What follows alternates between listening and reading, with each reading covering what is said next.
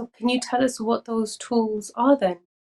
Because there's a lot of people who won't know what those tools are or how to access them and how to use them. The first tool is your listening, which is not your hearing. When you hear and it starts, making sense inside, I will say that's the first point of listening.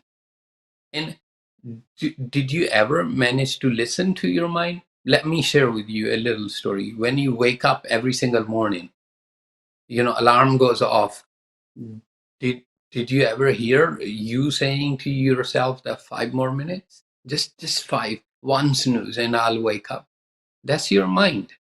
At night when you were setting the alarm, you agreed with yourself, your physical body and your soul and your mind agreed that it's okay to wake up at 3 o'clock in the morning, and then I will do my sadhana, I'll meditate. But when alarm went off, suddenly you were tired, and the collision started. And if you don't listen to your mind here or soul, if you can't differentiate, then you need to slow down and listen. What is your mind saying? It's not that it's always saying wrong thing or always saying right thing. Soul, same thing. It's not that always your soul is going to say right thing. What is your body saying? If you want to have burgers and pizzas because lockdown and you craving that food, your body is craving that food, or is it your mind craving that food? But your mind doesn't eat any food. So who's craving? If you can develop these listening skills, one thing at a time, I will say, we must, if you want to come out of mental health, I mean a negative thing, do you want to turn it into a positive, then you need to have this pedal. It's like you are a canoe and you have a pedal, and pedal is a left and right. You can't always pedal one side and then you life will be a circle. So Right. First, recognize who is your mind. And Nanak Ji, my master, says, Man jite jagjeet. The victory, win the heart of your mind. And he teaches us how. It will be very difficult for me to share his wisdom in a so quick. So, like in one question, the first tool is listening. Can you hear your mind separate to your soul? And can you listen to your soul separate to your body? And can you differentiate between mind, body, and soul? Then I think we can start a conversation. Okay, I think there's lots more conversation to be had around everything that you just Indeed. said there. Um, One of the questions that we've received is daya kindness? The word, when you will study as a seeker, as a Sikh, um, the formation of sound, because sound then gave birth to words like daya or compassion. Yeah? Um, these words came in, their origin is not language. Their origin is emotional expression.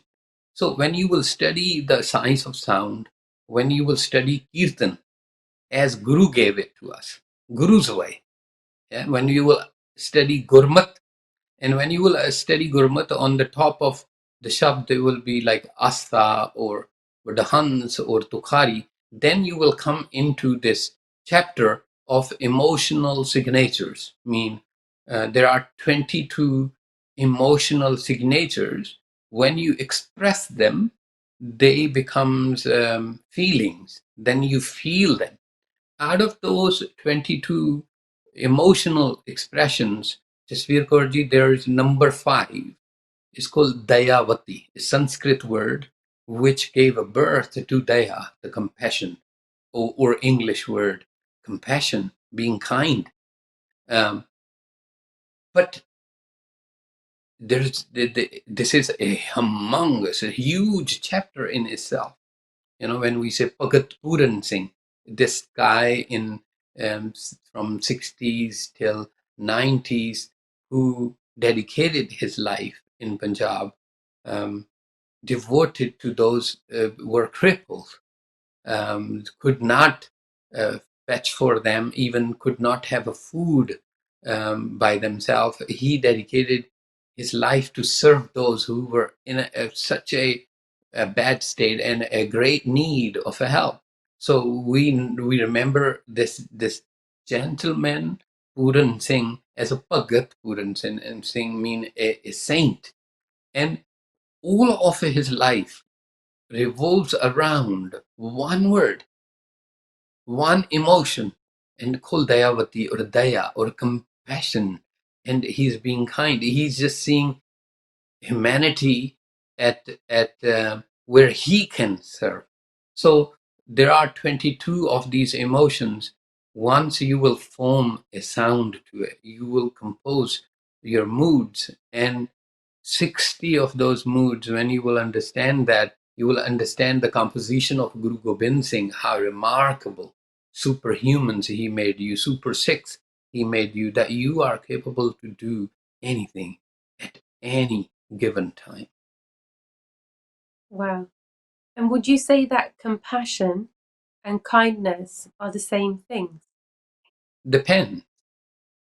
These are words. Now, we depends your context and concept. We actually get into the war or politics of the words. Words can be manipulated. Words have a limited kind of a reach. Like me saying compassion means I am, there can be a book on Bhagat Puran Singh, whole book, and still compassion is not, or kindness is not expressed. It's like, for example, me asking you, can you tell me what is the taste of chocolate? And your words are not going to be enough.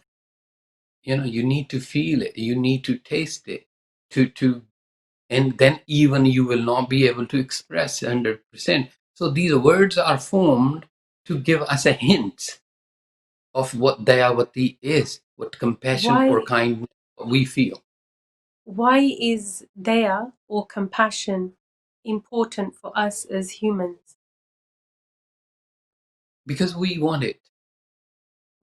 Because we want it. It's not that we want to give it to others. It's important for us to give it. We need it. We want people to be considerable. We want people to um, leave the flowers on the branches. They look so beautiful. We don't want animal cruelty because it's not nice. We want to see that compassion is very important.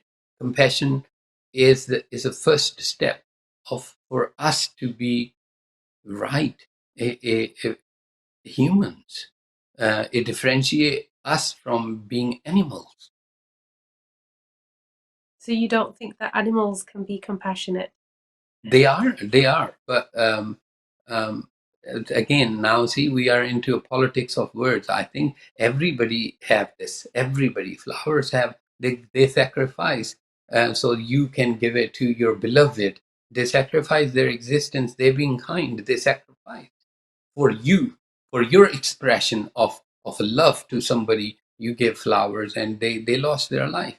And see, like, it is very kind of twisted to see, for the, like, for example, a word love. I did talk uh, sometime before, like we said, I love fish, and you eat, consume it. And how twisted our understanding of this is, that I love pasta, and the grain gone through such a torture over, and what we think is our love is same way the compassion. The problem is that we have to come out of the suitable definition of our.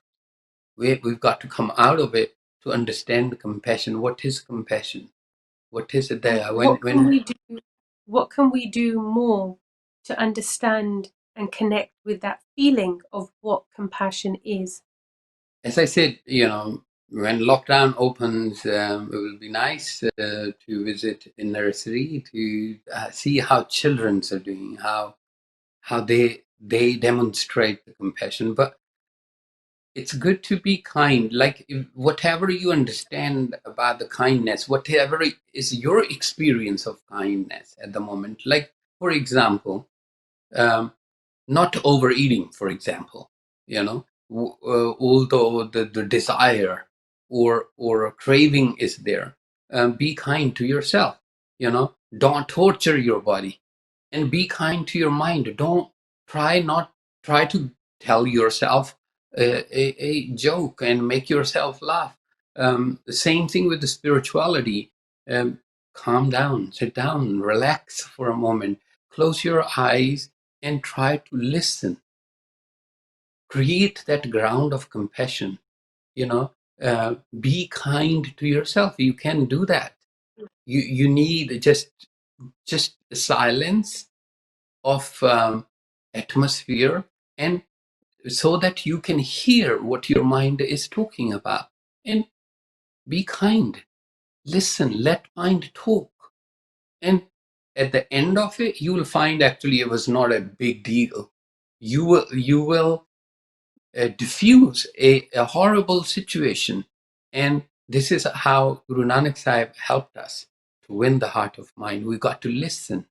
So be kind, be yourself, and be kind to yourself, and be kind and listen. Thank you, Yogi Ji. That's a very beautiful takeaway for us to be kind to ourselves, and I hope that we all try to connect with that. Thank you so much for a wonderful show today, and I look forward Thank to speaking to you again next week. Sat Kartar. Sat Kartar.